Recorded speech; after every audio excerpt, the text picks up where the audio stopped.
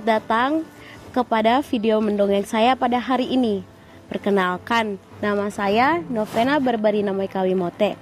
Saya dari SMP YPJ Kuala Kencana, Mimika, Papua Tengah.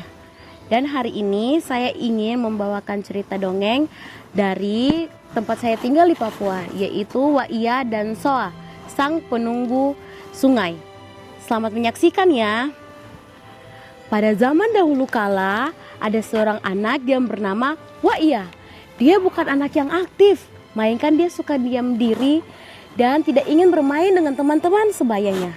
Dia lebih memilih untuk duduk di tepi sungai sambil menyanyi lagu-lagu yang diberikan oleh kakeknya pada zaman dahulu. Hari itu, saat langit sudah sore, ia melihat di ujung sana ada seseorang yang melihatnya. Namun saat ia mendekat ke tempat tersebut, ternyata itu bukanlah orang.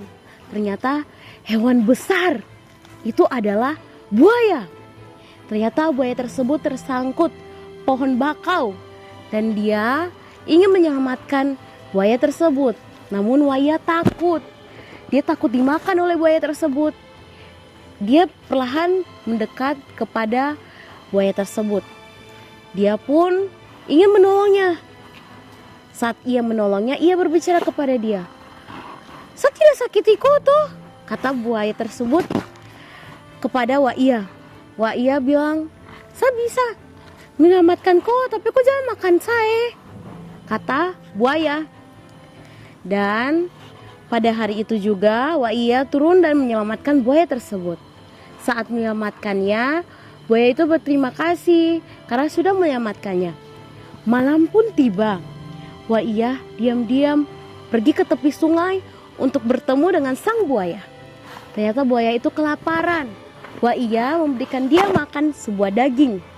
Saat ia menolong buaya tersebut, buaya itu berterima kasih kepadanya. Janji akan pada suatu hari nanti dia akan menolong buaya tersebut.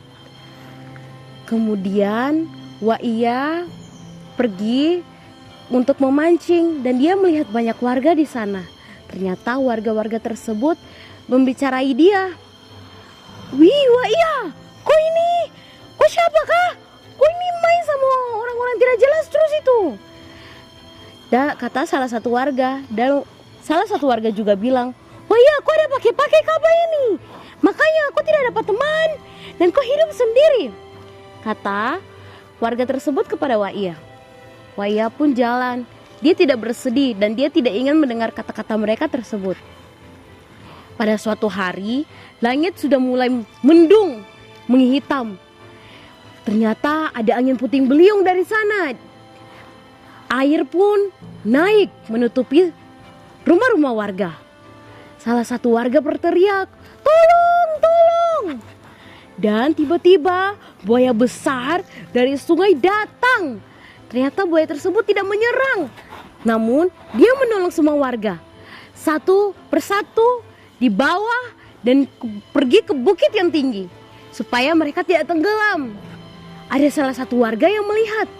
Ternyata di atas punggung buaya tersebut ada seorang laki-laki. Ternyata itu adalah Waiya.